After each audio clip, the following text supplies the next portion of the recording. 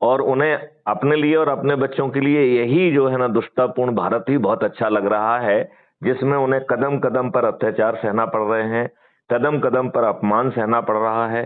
थाना जा रहे हैं तो सुनवाई नहीं हो रही है, झूठे मुकदमे लादे जा रहे हैं, कुटाई पिटाई लगाई जा रही है, और कुटने पिटने के बाद आप जा रहे हैं तो आपकी तरफ से एफआईआर दर्ज नहीं हो रही है, जिसने आपको कूटा पीटा है उसकी तरफ से आपके विरुद्ध झूठा मुकदमा कायम करके आपको जेल भेज दिया जा रहा है।